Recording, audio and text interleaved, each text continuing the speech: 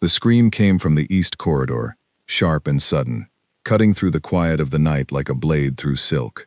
Princess Alara sat up in bed, her heart pounding, candle flame trembling on the nightstand beside her.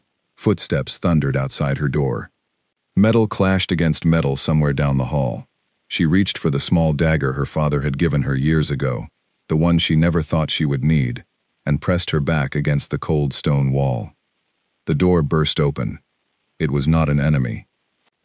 It was Corvin, the guard who stood outside her chamber every night, the one she barely noticed most days. His tunic was torn at the shoulder. A thin line of blood ran down his forearm, though his face showed no pain at all. His eyes swept the room once, checking every corner, before he finally looked at her. "Stay behind me," he said quietly. "It is not safe yet." Alara had known Corvin for 6 months. In that time, she had exchanged perhaps 100 words with him. He was the kind of man people forgot the moment he left a room. Not unkind, not rude, simply quiet. He did his duty, and nothing more. She used to joke with her handmaiden Mira that the palace had hired the most boring guard in the entire kingdom, a man who stood so still by her door that she sometimes forgot he was even there. That night, as shouts echoed through the halls of the royal palace and the scent of smoke drifted from somewhere near the kitchens, Alara realized she did not know this man at all. 3 days earlier, life inside the palace had felt ordinary. Alara spent her mornings in the garden with Mira, discussing nothing more serious than which flowers should be planted near the fountain. She spent her afternoons studying trade reports with her tutor, preparing for the day she would need to understand the kingdom's finances. In the evenings, she walked the halls before dinner, greeting the guards by name, most of whom greeted her back with warm smiles and easy conversation. Corvin was different. He answered when spoken to, always politely, always briefly, and then returned to silence. He never joined the other guards for their evening card games in the barracks. He never complained about long shifts the way the younger recruits did.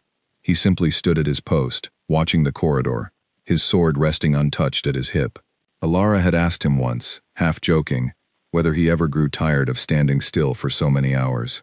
"I am used to it," he had said, and nothing more.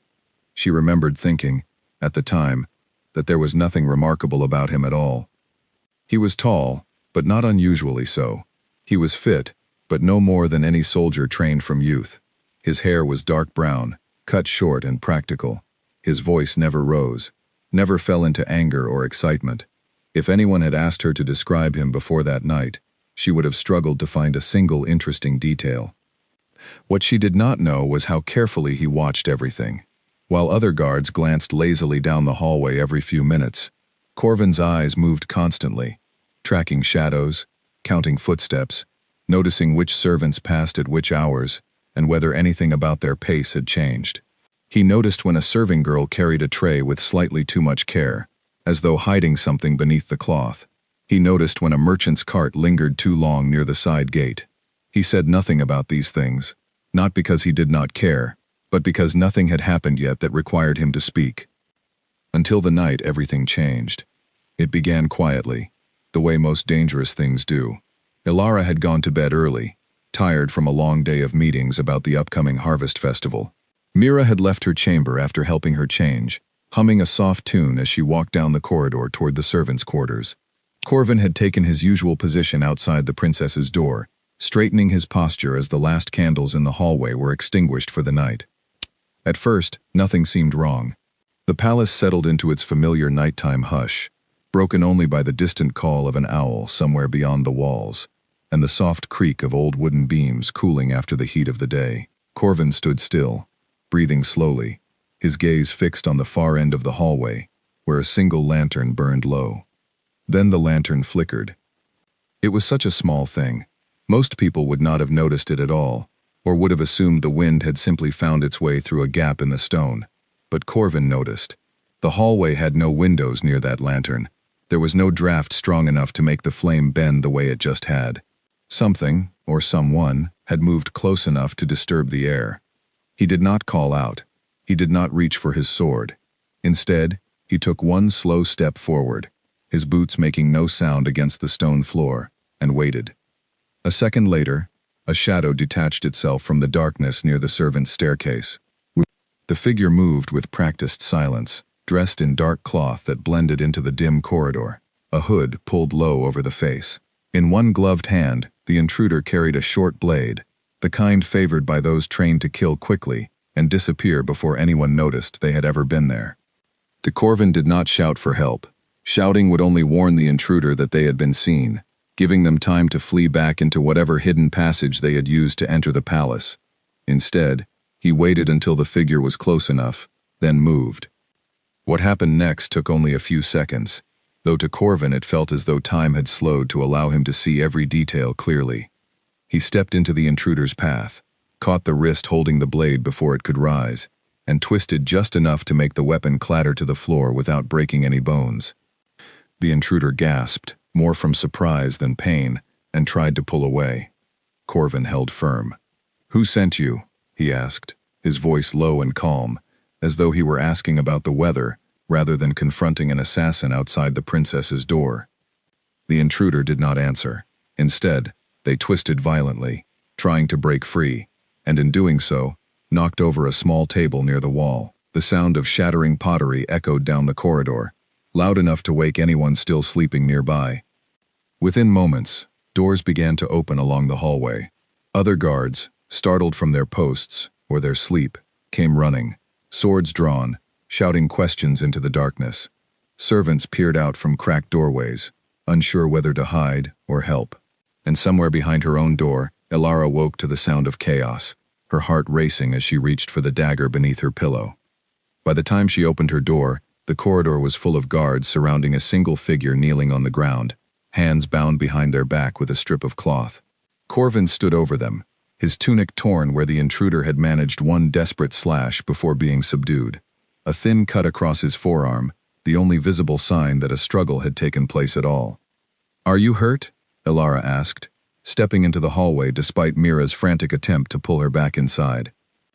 Corvin turned to look at her, and for the first time in 6 months, she saw something in his eyes that was not simple politeness. It was focus, sharp and unwavering, the look of a man who had just done something he had trained for his entire life. "I am fine," he said. "You should return to your chamber. It is not safe until we know how this person entered the palace." Elara did not move at first. She stared at the kneeling figure, at the discarded blade on the floor, at the calm way Corvin stood despite the blood on his arm. Something about the entire scene felt wrong, not because of the danger, but because of how easily he had handled it. The other guards, seasoned men who had served the royal family for years, looked shaken. Some had barely made it to the hallway before the intruder was already restrained. Corvin, the guard she had dismissed as boring, had done it alone, without raising his voice, without drawing his sword, without any sign of fear at all. "Take him to the dungeon," Corvin said to the other guards, his tone shifting slightly, carrying an authority that none of them questioned despite his lower rank. "Do not speak to him. Do not let anyone near him until Captain Garrick arrives." The guards obeyed immediately, lifting the intruder to his feet and marching him down the corridor without a word of objection. Elara watched them go, then turned back to Corvin, who was already examining the fallen blade on the floor, careful not to touch the edge. "How did you know?" she asked. "How did you know he was there before he even moved?" Corvin paused, glancing up at her with an expression she could not quite read. For a moment, it seemed as though he might actually answer her, might finally explain something about himself that made sense of the calm efficiency she had just witnessed. Instead, he simply said, "It is my duty to know." It was not an answer. It was a wall, polite but firm, closing the conversation before it could truly begin. Elara wanted to press further, but the sound of hurried footsteps interrupted them. Captain Garrick, the head of the Royal Guard, rounded the corner with 3 soldiers close behind him, his expression a mixture of alarm and confusion. Garrick was a large man, broad-shouldered, with a voice that usually filled a room the moment he entered it. He had served the royal family for over 20 years, and had faced down bandits, rival soldiers, and even a small rebellion in his time. Tonight, however, as his eyes landed on Corvin, standing quietly amid the aftermath of the encounter, something shifted in his expression that Elara had never seen before. It looked almost like unease. "You handled this alone," Garrick said, his voice quieter than usual. "There was no time to wait," Corvin replied simply. Garrick studied him for a long moment, then nodded slowly, as though confirming something he had already suspected, but never spoken aloud. He turned to the other guards standing nearby and ordered them to search the palace grounds for any sign of how the intruder had entered, then instructed 2 soldiers to escort Alara safely back to her chamber for the remainder of the night. As Alara allowed herself to be led away, she glanced back once more at Corvin, still standing in the corridor, calm and composed as though nothing unusual had happened at all. She noticed, for the first time, the way Captain Garrick kept a careful distance from him, the way his eyes lingered with something close to caution, rather than the easy familiarity he showed the other guards. She did not understand it yet, but she felt it clearly. Something about that night had changed the way people looked at Corvin, and whatever that something was, it had only just begun to reveal itself. Sleep did not come easily for Alara for the rest of that night. She lay in bed staring at the ceiling, replaying the scene over and over in her mind. The flickering lantern, the silent intruder, the calm, almost effortless way Corvin had disarmed a trained assassin without drawing his own weapon. She thought about the 100 quiet conversations she had shared with him over the past 6 months, none of which had ever hinted at the skill she had just witnessed. Mira sat beside her bed until dawn, too frightened to leave her alone, whispering nervous questions that Alara had no answers for. Who was Corvin really? Why had he reacted so quickly, so precisely, as though he had faced this exact situation many times before? And why, when the danger had passed, did the other guards look at him, not with gratitude, but with something closer to wariness? By the time morning light began to creep through her window, Alara had made a quiet decision. She would find out the truth about the man who had stood outside her door for 6 months, the man she had once called boring, the man who had just proven himself to be anything but ordinary. She did not yet know how difficult that answer would be to find, or how much it would change everything she believed about her own palace, her own guards, and the quiet man who had spent half a year standing silently in the shadows, waiting for a night exactly like this one. By mid-morning, the entire palace was buzzing with news of the attack, though the story had already begun to twist and change as it passed from mouth to mouth. Some servants whispered that a group of assassins had nearly reached the princess's bedchamber. Others claimed a single masked figure had fought off 6 guards before finally being caught. Alara heard at least 4 different versions of the same night before she had even finished her breakfast, and none of them matched what she had actually seen with her own eyes. What troubled her more than the rumors was the silence surrounding Corvin himself.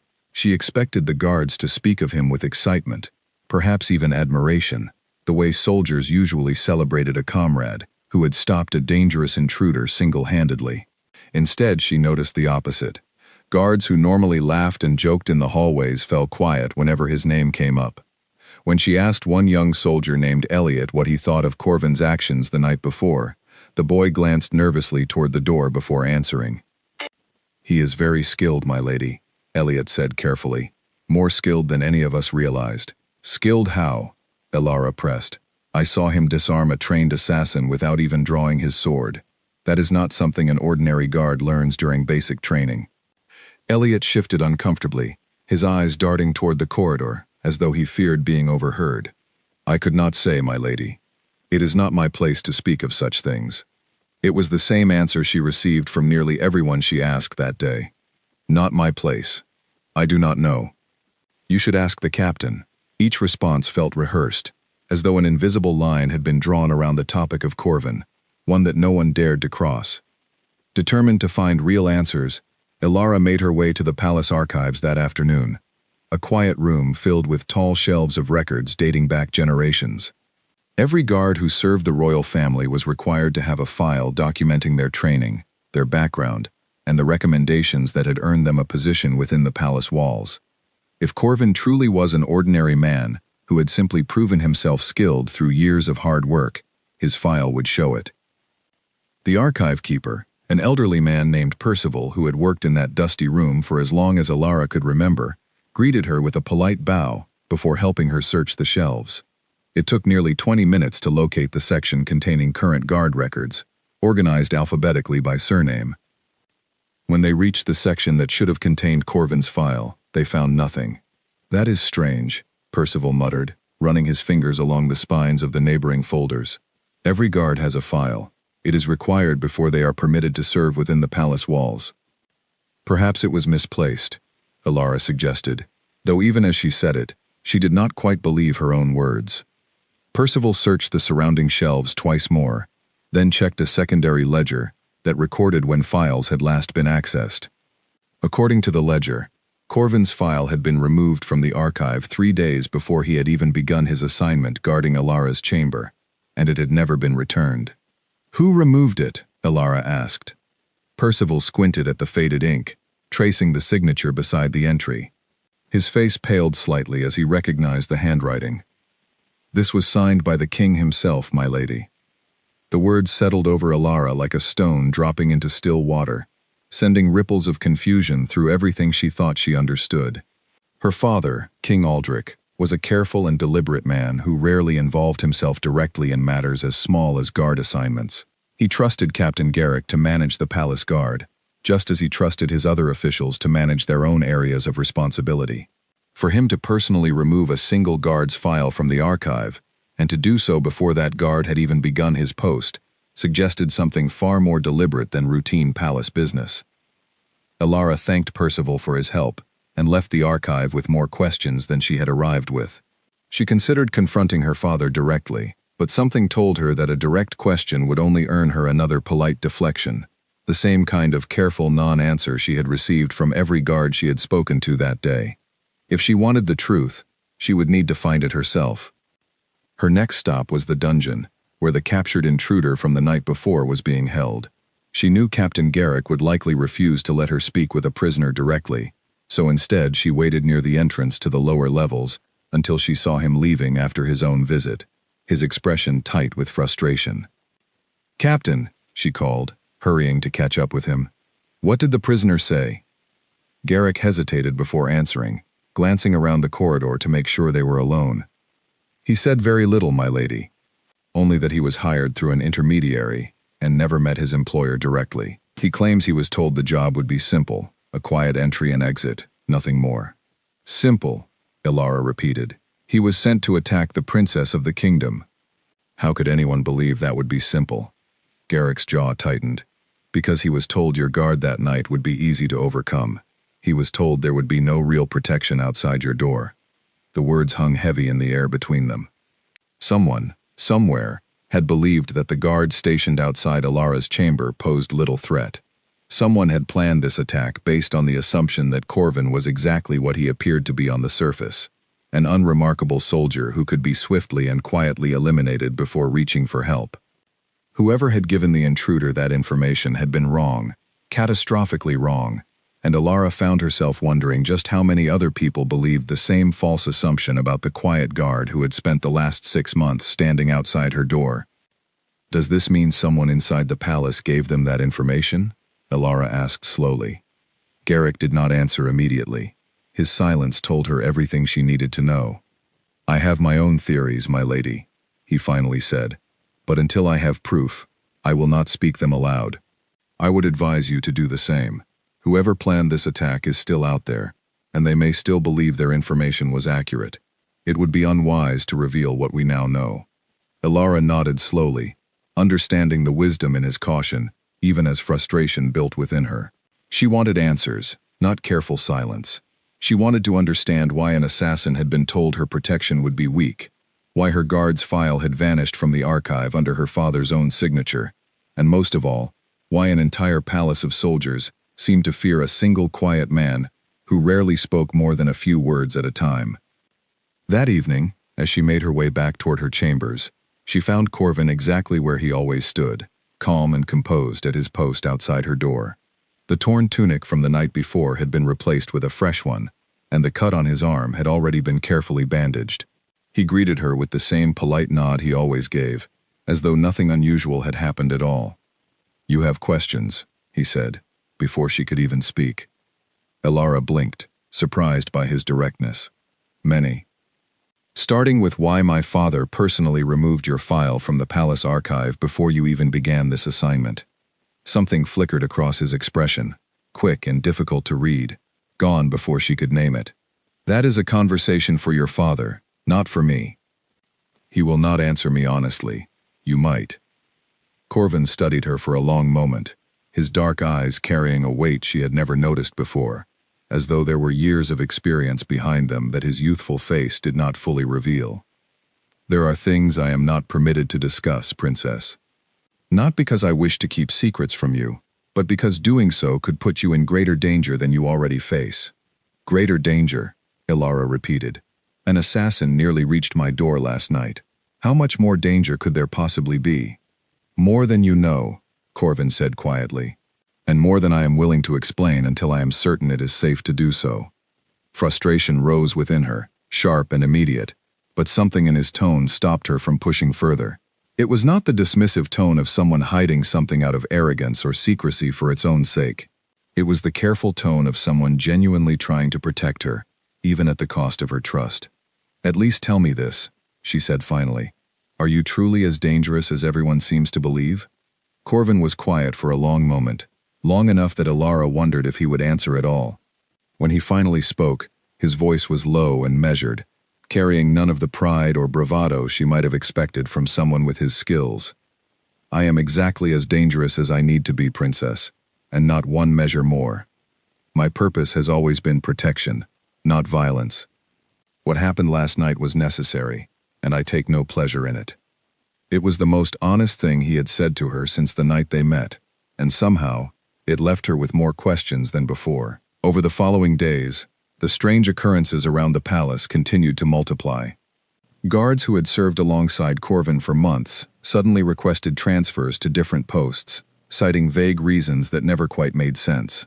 The captain of the guard began holding private meetings with senior officers, meetings that excluded even trusted advisors, who normally attended every important discussion.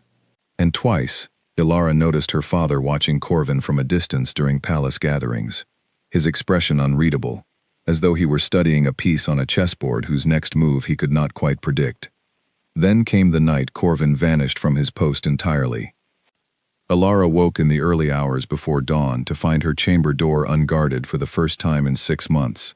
No note, no explanation, simply an empty corridor where a steady, quiet presence had always been. Panic rose in her chest as she considered every possibility, from danger to betrayal, before Mira arrived breathless at her door with news that only deepened the mystery. He was seen leaving the palace grounds just after midnight, Mira whispered, her eyes wide with a mixture of fear and fascination. Alone, on foot, heading toward the old forest road. No one stopped him. No one dared to ask where he was going. Why would no one stop him? Ilara asked. He is supposed to be on duty. Mira shook her head slowly. That is what frightens everyone, my lady. Captain Garrick saw him leave with his own eyes and said nothing at all. It was as though he already knew exactly where Corvin was going, and exactly why no one should try to stop him.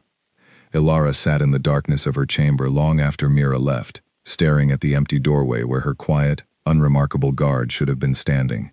Whatever secrets surrounded Corvin, it was clearly something the highest authorities in the palace already understood, something significant enough that even the bravest soldiers dared not question it aloud. She did not sleep again that night.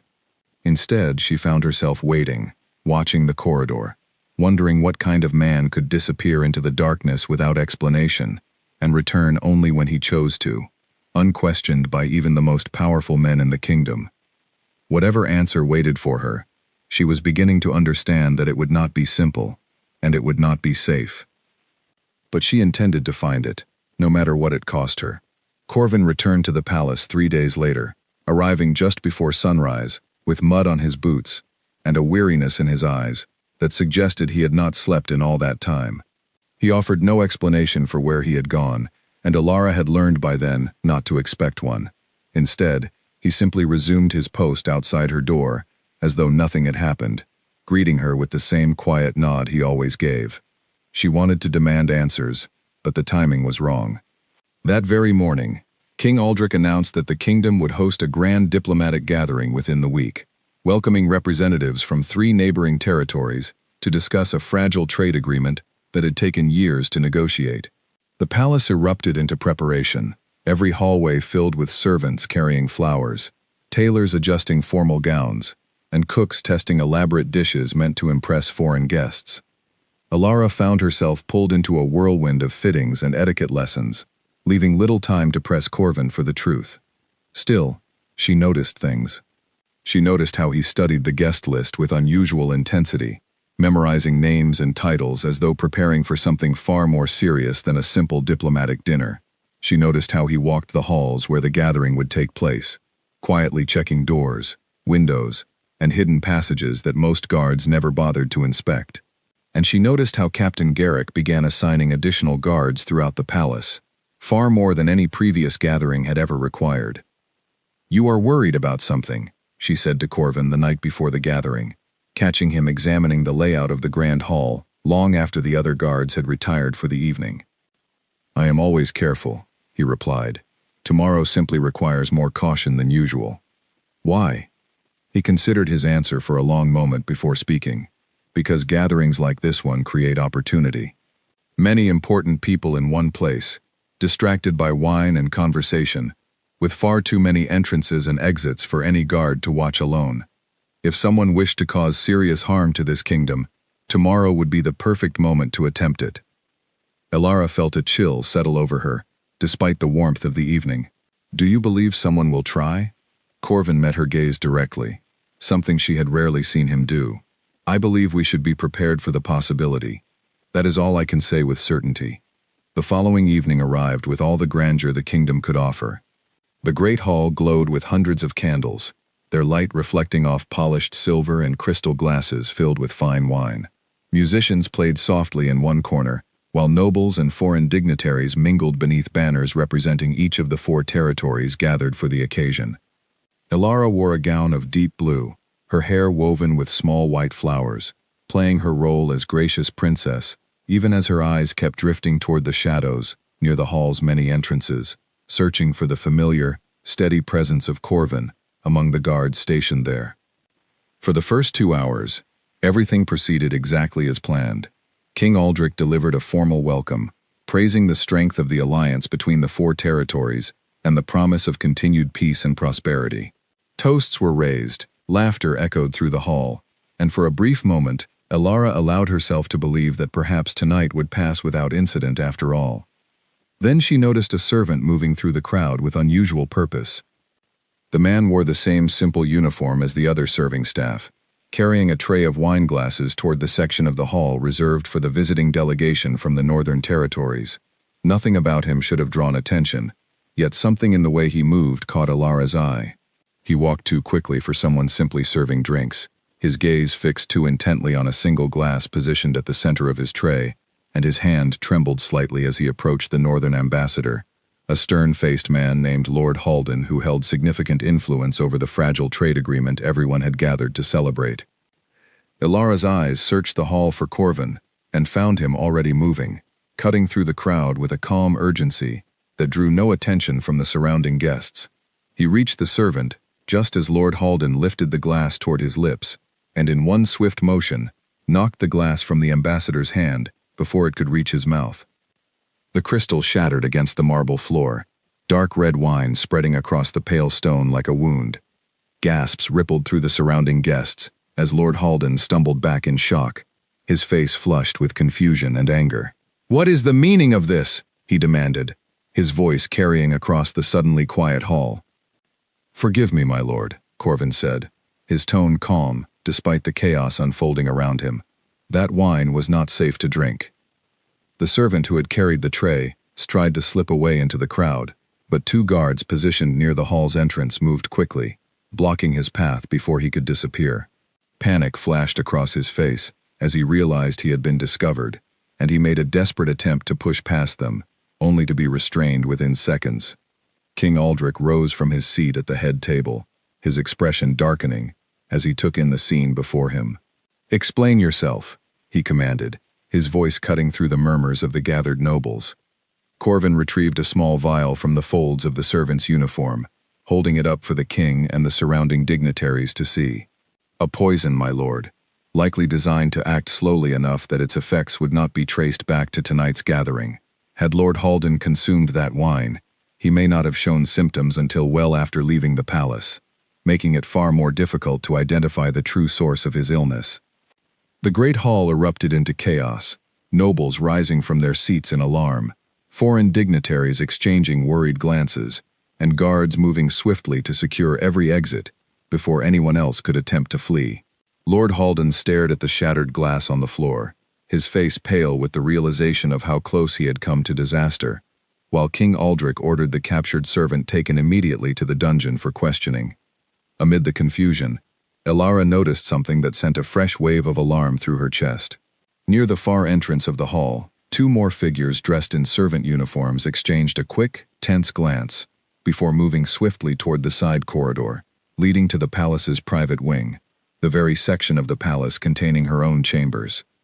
"Corvin," she called out, pushing through the crowd toward him.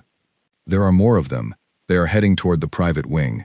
Without hesitation, Corvin turned and moved through the chaos with remarkable speed, Elara, following close behind, despite the protests of nearby guards attempting to keep her safely within the main hall. She caught glimpses of him ahead, weaving through startled servants and confused guests, always keeping the fleeing figures in sight without ever losing his composure. The two intruders reached the corridor, leading toward the private wing, and broke into a full run the moment they realized they were being pursued. Corvin matched their pace easily, closing the distance between them with each passing second. Elara struggled to keep up, her formal gown restricting her movements as she hurried down the torch-lit hallway, determined not to be left behind despite the danger. The corridor opened into a smaller courtyard, used primarily by staff moving between the kitchens and the private wing, illuminated only by the pale light of the moon overhead. The two intruders split apart the moment they entered the open space, one veering toward a side door leading to the stables, while the other continued straight toward the entrance of the private wing itself. Corvin made his decision in an instant, pursuing the intruder heading toward the private wing while calling out sharply to the guards trailing behind him to intercept the second. Elara watched, breath caught in her throat, as Corvin closed the final distance and intercepted the fleeing figure just before they could reach the door. What followed was swift and controlled, nothing like the chaotic violence Elara might have expected from such a confrontation. The intruder attempted to strike out with a short blade, but Corvin deflected the attack with practiced ease, using the intruder's own momentum to bring them to the ground. Within moments, the figure lay subdued beneath him, disarmed, and struggling uselessly against a hold that gave them no room to move. Guards arrived seconds later to secure the second intruder, who had been caught trying to force open the stable door before escape became impossible. Both prisoners were bound and marched back toward the palace under heavy guard, leaving Elara standing in the moonlit courtyard, watching Corvin rise slowly to his feet, his breathing steady despite the intensity of what had just occurred. "You should not have followed me," he said, though his tone carried more concern than reprimand. "I could not simply stand by while my home was under attack," Elara replied, still catching her breath. "How did you know they were dangerous? They looked exactly like every other servant in that hall." Corvin glanced toward the door the second intruder had tried to force open, his expression thoughtful. Their uniforms were correct, but their behavior was not. Real servants move with familiarity through spaces they know well. These men moved like strangers memorizing a path they had only studied on paper, not lived within these walls. It was a small detail, but small details are often the only warning we receive before something far worse happens. Elara studied him in the pale moonlight, seeing him now not as the quiet, forgettable guard she had once dismissed, but as someone whose entire presence within the palace had always carried far more purpose than anyone around her had realized. "How many attacks have you stopped that no one ever knew about?"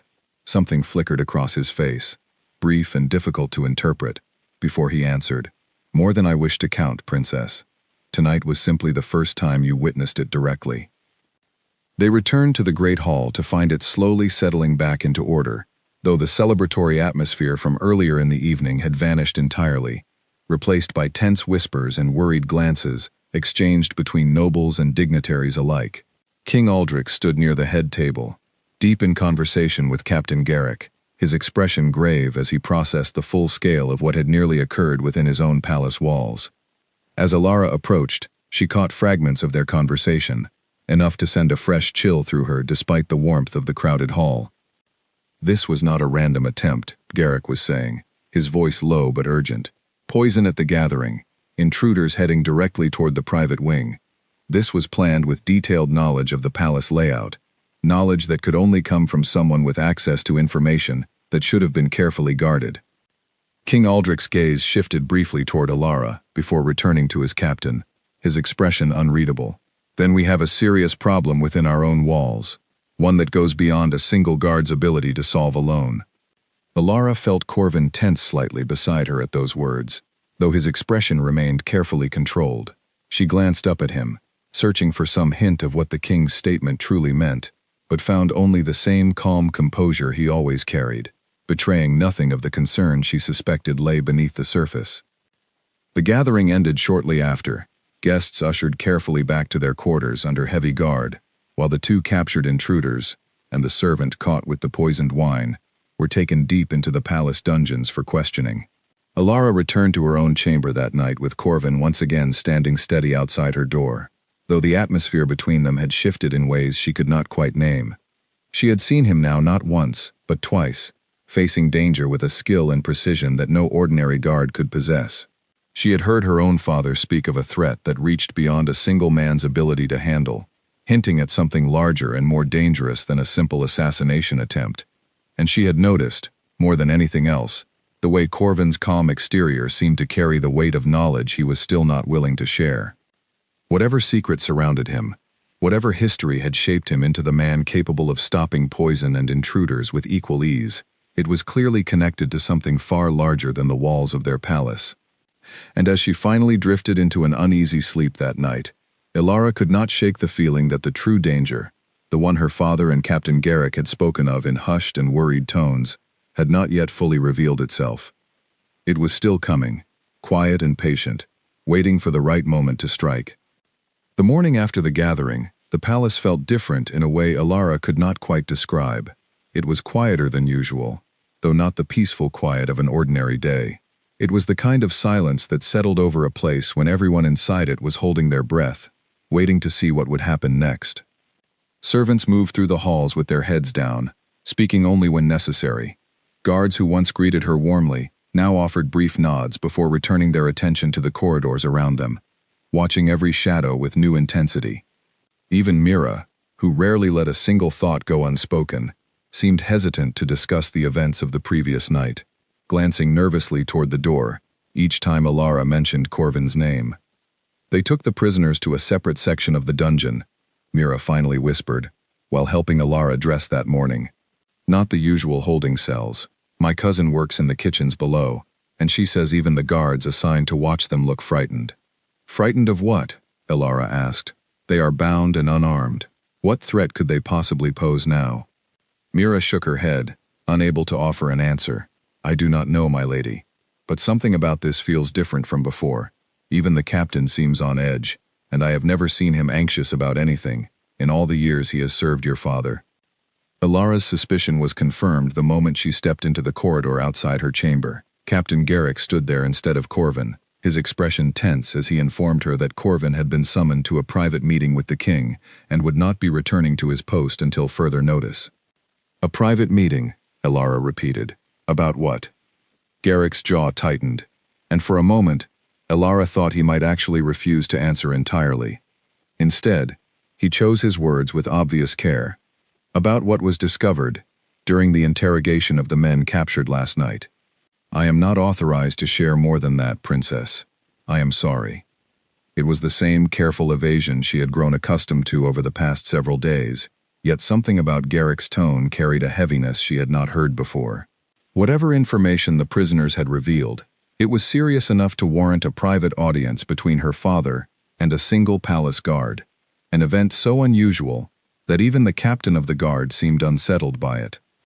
Determined not to be left in the dark any longer, Alara made her way toward the section of the palace where such private meetings typically took place, a quiet study near her father's personal chambers, reserved for matters too sensitive for the main council room. She had barely reached the corridor leading there when she encountered Lord Edmund, her father's most trusted advisor, standing outside the closed study door with an expression she had never seen on his usually composed face. Lord Edmund had served as advisor to the crown for nearly 15 years, a thin, careful man, known throughout the kingdom for his sharp mind and unshakable calm during even the most difficult negotiations.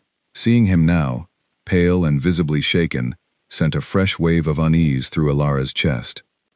"My lord," she said carefully, approaching him, "what is happening in there?" Edmund startled slightly at her voice, then composed himself enough to offer a respectful bow. "Princess, I did not expect to see you here." "Clearly," she replied. "What are they discussing? Why does everyone in this palace look as though they have seen something they cannot explain?" Edmund hesitated, glancing back toward the closed door, as though weighing how much he was willing to say. Finally, he sighed and lowered his voice. The men captured last night were interrogated separately, each unaware of what the other had revealed. Their stories matched in every detail, which is rare enough to suggest they were telling the truth. And what did they say? They claimed they were hired by someone within the palace itself, someone with access to detailed knowledge of the guard schedules, the layout of the private wing, and even the specific timing of your movements throughout the day. Someone who knew exactly when and where you would be most vulnerable. Alara felt the floor seem to shift slightly beneath her feet. Someone inside the palace. Do they know who? Edmund shook his head. They never met their employer directly, only received instructions through carefully arranged meetings with an intermediary who always concealed his identity. But the level of detail in those instructions suggests someone with significant access, someone trusted enough to move freely through areas that should be restricted to only the most senior members of the household. The weight of this revelation settled heavily over Alara. Someone close to her, perhaps someone she trusted, someone who walked these halls every day with a friendly smile and polite conversation, had been quietly providing information that nearly led to her own harm, not once, but twice, in the span of a single week. "Is that why my father called for Corvin?" she asked. "To help identify who it might be?"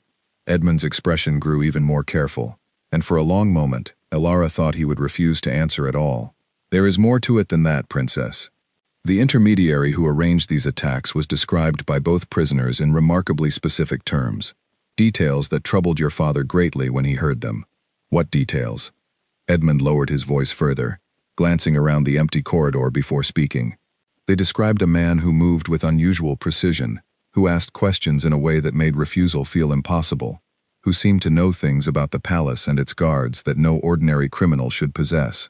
When your father heard the description, he grew very quiet, and shortly after, he requested this private audience with Corvin." A cold suspicion began to form in Alara's mind, one she immediately wanted to reject. "You cannot possibly believe Corvin is involved in this. He is the one who stopped both attacks. He risked his own safety to protect Lord Halden and to pursue those intruders through the palace grounds." "I do not believe he is working against the crown," Edmund said carefully. "But I believe your father suspects Corvin may know far more about who is truly behind these attacks than he has revealed so far, perhaps more than he has been willing to share even with his own king, until circumstances forced his hand." Before Alara could press further, the study door opened, and King Aldrich stepped into the corridor, his expression heavy with a weariness that seemed to have aged him years in the span of a single conversation.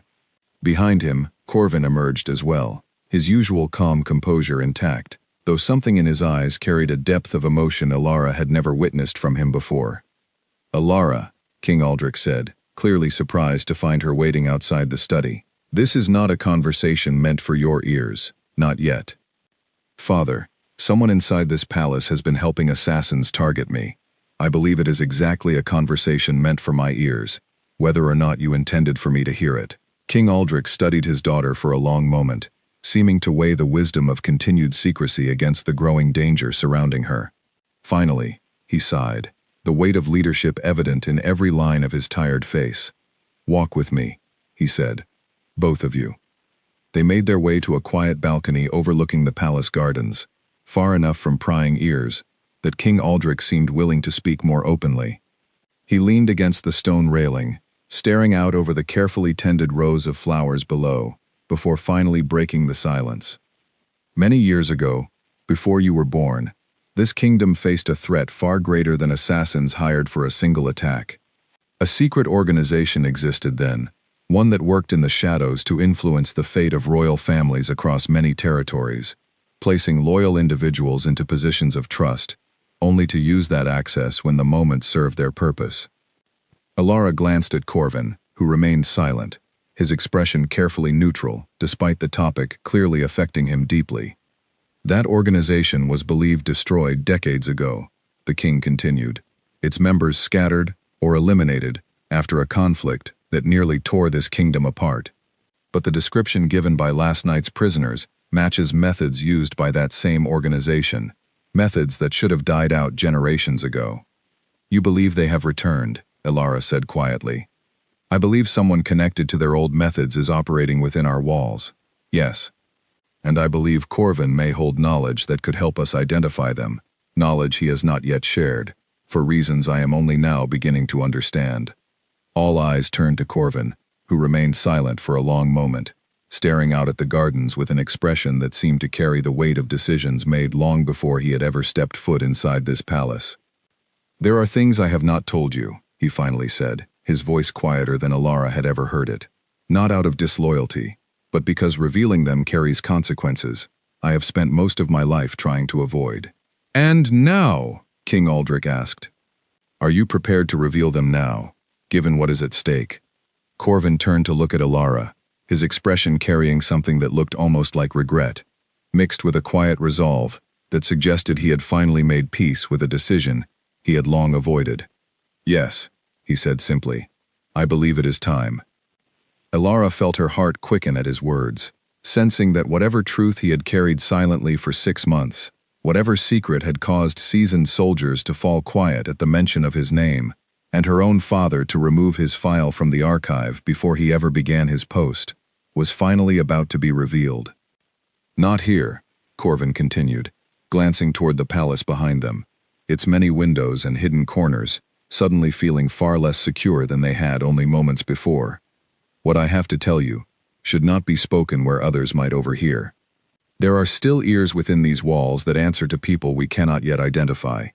King Aldrich nodded slowly, understanding the wisdom in his caution.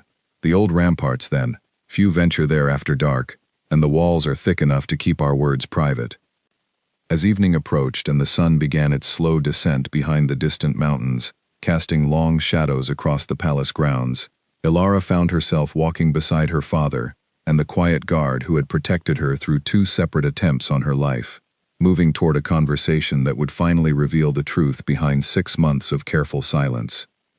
Whatever Corvin had hidden, whatever history connected him to an organization believed destroyed decades before her birth, she sensed it would change everything she thought she understood about the man who had stood so quietly outside her door, watching over her with a dedication she had once mistaken for simple duty. The palace behind them remained unusually still as they walked, its many windows dark against the fading light, as though the entire building itself was holding its breath, waiting alongside her to finally learn the truth. The old rampart stood at the highest point of the palace walls, a narrow stone walkway that had once served as the primary defense position generations ago, before the kingdom's borders expanded, and newer, taller towers replaced its usefulness. Few people ventured there anymore, leaving it quiet and forgotten, exactly the kind of place where secrets could be shared without fear of unwanted ears. The wind carried a cool edge as the last light of day faded behind the mountains, casting the sky in deep shades of orange and purple.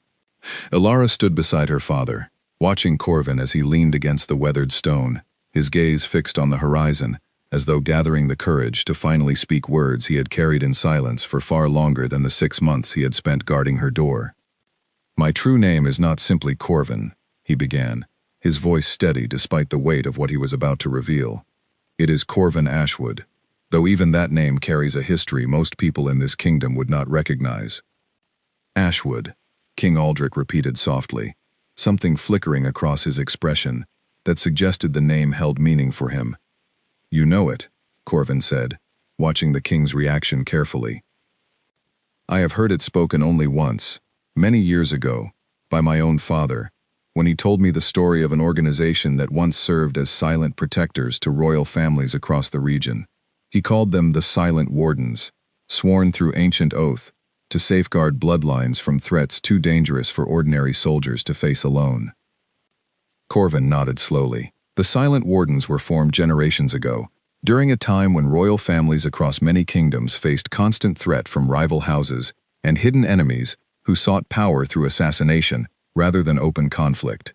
A small group of warriors, trained beyond the limits of ordinary soldiers, took an oath to protect these families in secret, never revealing their true purpose, never seeking recognition or reward for their service. "Why secret?" Ilara asked. "If your purpose was protection, why hide it at all?" "Because a guard who is known to be exceptional becomes a target himself," Corvin explained. "Enemies learn to plan around him, to eliminate him first before making their true attempt. But a guard who appears ordinary, unremarkable, easily dismissed, can protect far more effectively, precisely because no one sees him as a threat worth removing first." Ilara thought back to her own dismissive words from months earlier, calling him boring, teasing him for standing so quietly by her door. The realization settled over her with quiet discomfort, understanding now that his unremarkable appearance had been carefully cultivated, a deliberate choice rather than simple personality. "What happened to the rest of your order?" King Aldrich asked. "My father spoke of them as though they no longer existed." Corvin's expression darkened slightly, old grief visible beneath his carefully controlled composure. "Nearly 30 years ago, the Wardens were betrayed from within. A member of our own order, driven by ambition and promises of wealth from a rival faction seeking to control several royal bloodlines simultaneously, revealed the identities and locations of nearly every Warden serving at the time. Within a single season, our numbers were reduced from dozens to only a handful, hunted and eliminated by enemies who finally understood who had been protecting the families they wished to control." "And you survived," Ilara said quietly. "I was young then, still training under my mentor, kept hidden away from the main order for my own protection, until I had completed enough of my training to serve independently. By the time the betrayal occurred, I was one of very few Wardens who remained unknown to our enemies. I spent years afterward alone, uncertain whether continuing our purpose was even possible with so few of us remaining." "Then why come here?" King Aldrich asked. "Why accept this posting, guarding my daughter specifically?"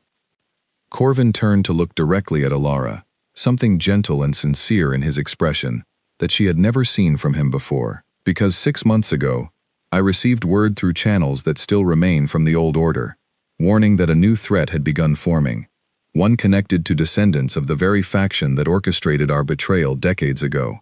Their target was specifically the royal family of this kingdom, and specifically the princess, who would one day inherit the throne. You came to protect me specifically," Ilara said, understanding beginning to dawn. "I came because I could not allow history to repeat itself while I still had the ability to prevent it. I requested this posting through careful, quiet channels, allowing your father to believe I was simply an unusually skilled soldier seeking honest work, never revealing the full truth of who I was, or why I had truly come, until circumstances forced my hand." King Aldrich studied him for a long moment, pieces clearly falling into place within his own mind. "That is why I removed your file from the archive before you began your post, because you asked me to, in exchange for information about a threat I had no other way of detecting." "Yes," Corvin confirmed. "I am sorry for the secrecy, but revealing my true identity too soon would have placed both of you in greater danger, alerting our enemies that their presence had already been detected before we were ready to face them directly." Ilara absorbed this information slowly, feeling the final pieces of 6 months of quiet mystery settling into place. The empty file in the archive, the guards who fell silent at his name, her father's careful, deliberate involvement in his assignment, all of it stemmed from a secret history, far larger and more dangerous than she could have imagined when she first dismissed him as an ordinary, unremarkable guard. "You still have not told us who is helping them from within our own walls," King Aldrich said, returning to the more immediate danger they still faced. "The prisoners spoke of an intermediary, with detailed knowledge of the palace. Do you know who that might be?" Corvin's expression grew serious once more. "I have suspected for several days now, though I wish to be certain before making any accusation. The information used to plan both attacks required knowledge of guard schedules, private meeting locations, and even specific movements within the palace that only a handful of trusted individuals would possess." "Who?" Ilara asked, though something in her chest already began to suspect the answer before he spoke it. "Lord Edmund," Corvin said quietly. The name hung heavy in the evening air. Alara thought immediately of the advisor's nervous behavior outside the study earlier that day, his pale complexion, the way his hands had trembled slightly as he spoke of the interrogation results. She had attributed it to simple concern at the time, never imagining it might instead be guilt. "That cannot be," King Aldrich said, though his voice carried less certainty than his words suggested. "Edmund has served this family loyally for 15 years. He has access to sensitive information, because I trust him completely." "Which is precisely why he would make an ideal intermediary," Corvin replied gently. "No one would suspect a man so deeply trusted, so intimately involved in the daily operations of this palace. I noticed small details over recent weeks that troubled me. Meetings he claimed were routine, but that matched no entries in the official schedule. Conversations with visiting merchants that continued far longer than simple business required. And most recently, his sudden and unexplained wealth, evident in a new ring he wore to the gathering last night, crafted from materials far beyond what his salary as an advisor could reasonably provide." King Aldrich's expression hardened, the weight of betrayal settling visibly across his features. "If you suspected this, why did you not tell me sooner? Because suspicion is not proof, and accusing a man of Edmund's standing without certainty would have destroyed trust throughout your entire council, regardless of whether the accusation proved true. I needed to be certain before speaking, and tonight's confrontation with you finally gave me the opening to share what I had gathered." As if summoned by the very mention of his name, footsteps echoed against the stone stairway leading up to the ramparts, quick and hurried, betraying none of the careful composure Lord Edmund usually carried. He emerged onto the walkway moments later, breathing heavily, his eyes darting between the three figures gathered there, with an expression that confirmed every suspicion Corvin had just voiced. "My lord," Edmund said, his voice strained, "I was told you required my presence for an urgent matter." "There is no urgent matter requiring your presence, Edmund," King Aldrich said coldly, "unless you count the truth we have just finished discussing." Edmund's face drained of color as understanding settled over him, his eyes flicking briefly toward the stairway behind him, calculating whether escape remained possible. Corvin moved subtly to block his path before the thought could fully form, his stance calm but unmistakably deliberate. "I can explain," Edmund said, his voice trembling now. "It was never meant to go this far. They approached me years ago, long before either attack was ever planned, offering wealth in exchange for small pieces of information, nothing that seemed harmful at the time. By the time I understood the true purpose behind their requests, I was already too deeply involved to refuse them without risking everything, my position, my family's safety, even my own life." "You endangered my daughter's life to protect your own comfort," King Aldrich said, his voice carrying a quiet, controlled fury, far more dangerous than shouting would have been.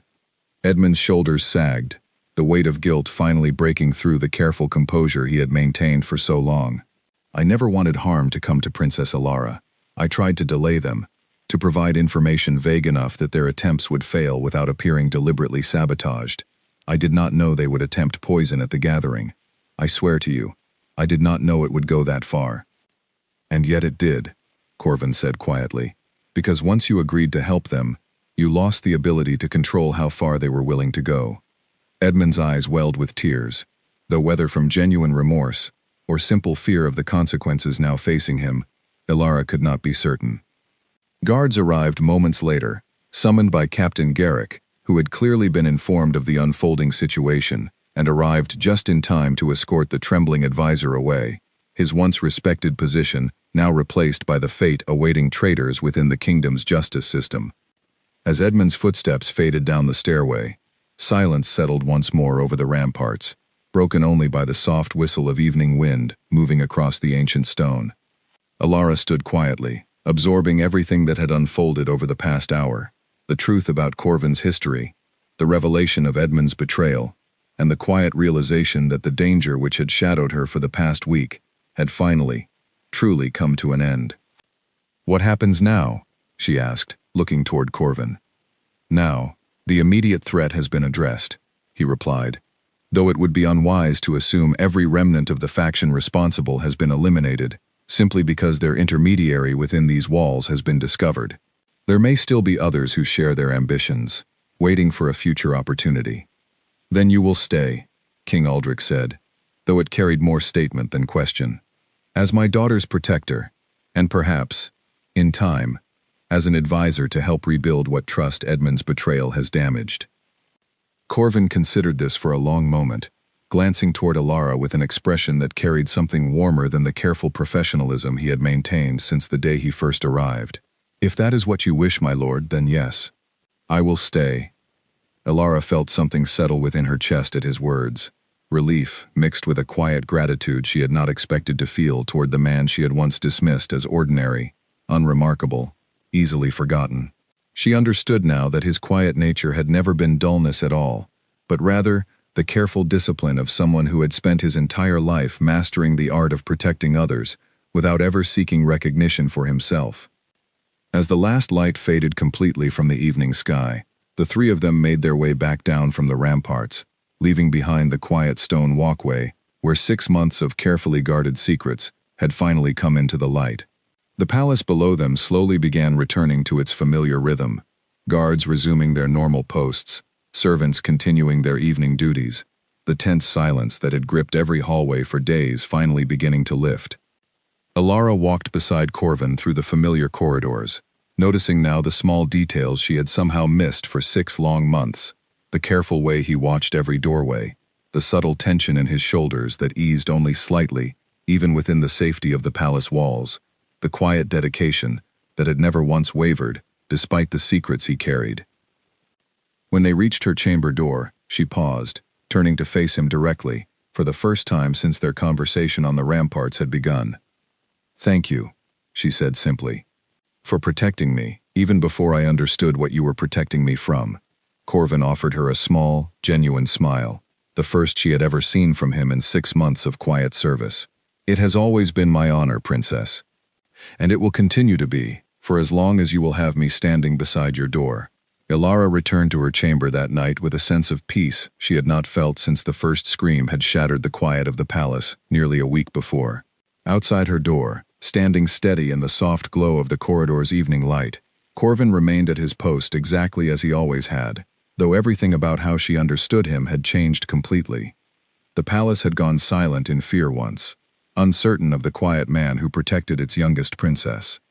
Now, that same silence carried something different, a quiet respect for a guardian, whose true strength had never needed announcement to be real, and whose steady presence would continue watching over the kingdom long after the shadows of betrayal had finally faded into memory.